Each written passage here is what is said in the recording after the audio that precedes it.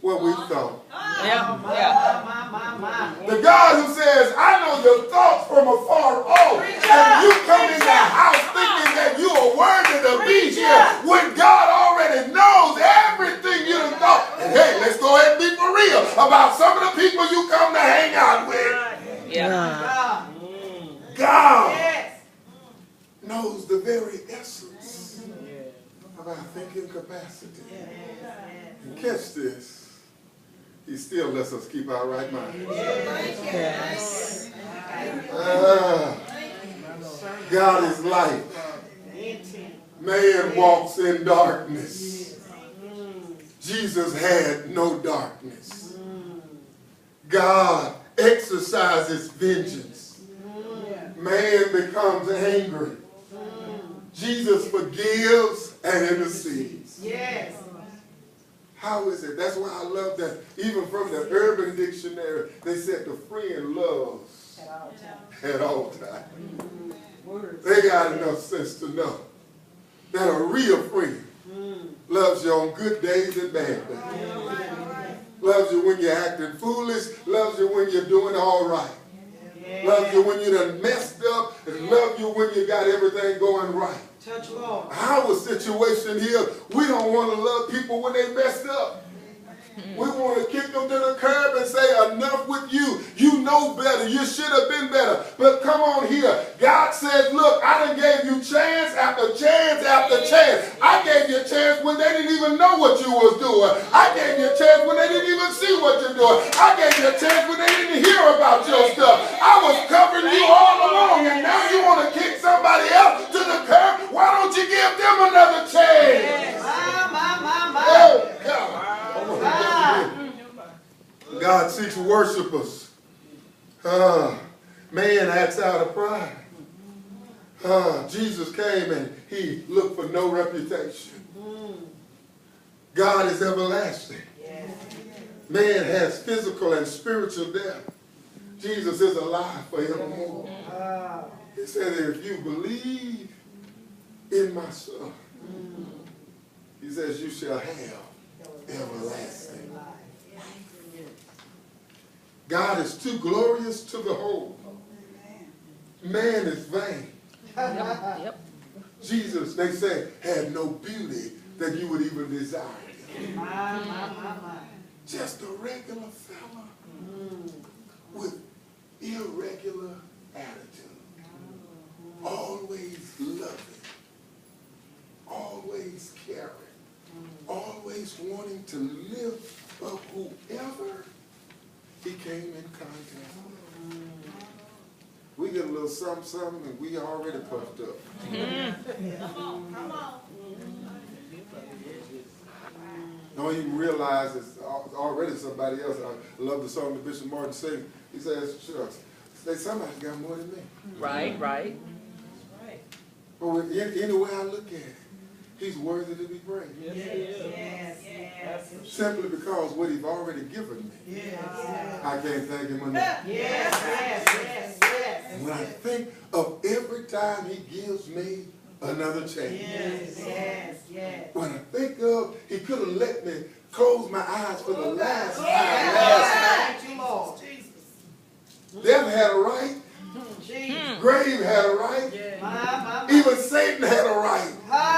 But the blood kept covering. The blood kept covering. The blood kept covering. The blood kept covering. The enemy looked around and said, hey, I saw Cooks. Show you what he done. I took note of it. Got all of this stuff down on it. I want to present it to you and let you know I have a right to take his life. God says, what? You got a right? You wrote all this stuff? Yes, I did. Said, give me that stuff. Jesus steps in and said, hold on, can I read this first? I want to take a look at it, Father. Jesus takes a look at it. Keeps reading. Keeps reading. Keeps reading. Keeps reading. Keeps reading. Keep reading. Keep reading. He said, you want to see this? He says, yes. Gives it to the father. Father says, I thought you said there was a whole bunch of stuff on there. He said, yes, sir, I wrote it down. He said, I don't see nothing but blood. That's all I see. That's all. I don't see nothing but blood. You want to just go ahead and bless God because everything you've done.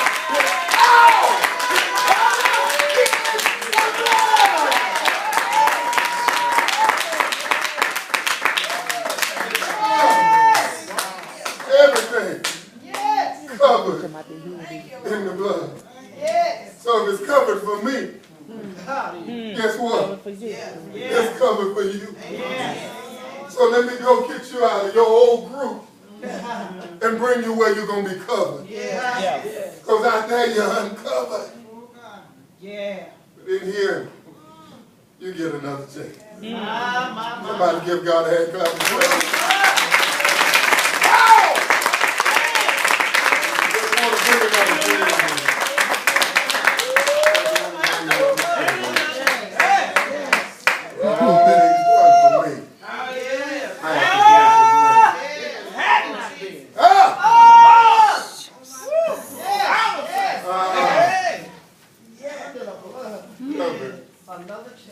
Covered. Thank you. I'm looking for a friend that I can cover. So that even when they hit their lowest point, Oh, my. still cover them, knowing that everything is going to be all right. Yeah, all right. Oh, my. That's all he's asking for. Instead of you trying to be like God, be like Christ. Want to be more like Jesus. One of the things you said in the beginning, when you were talking about Peter, all that he did and was able to do, the word you put out there was he was anointed. And that's what made the difference. And we have been trying to figure out how we're going to do this. And we got all these plans that we done draw up to bring people in, but it's already in the word. And you know, when you get people's attention, all you have to mention is God. Not the church. Just if you mention God or Jesus, they get their attention right off because they know that it's a God. And then you just move on in and introduce the kingdom, and they ready. And I'm telling you, it's awesome, that anointing. And the reason we fear people, we don't know who we are. It's on the way. As bad as some clubs was to you, that boyfriend, whatever, you scared you gonna go back? Jesus! You need to go on a sabbatical. He is a keeper. Even when you don't want to be kept. Yes, that's it. Yes. We classify and we throw people away after they've fallen. And God seems to have this wonderful knack of picking up people after they fall. Peter had done all of that, went back to what he knew best. And when he rose, he said, go tell my disciples and Peter. meet me in Galilee. The most interesting thing, and I'm through, come on, he says, before Calvary, Peter, I want you to know something. The enemy has a great desire to sift you like wheat. Check that out now. I ain't got long. Y'all just pass the basket, coach. I'm going to let you go. He says he has this great desire to pick you all to pieces. But he said, pray. Catch the statement. When you get converted, strengthened, you come to group session every Sunday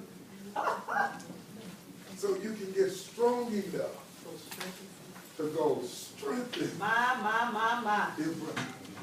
That's it. Your excitement in praise and worship is to motivate you to become strong enough to go strengthen.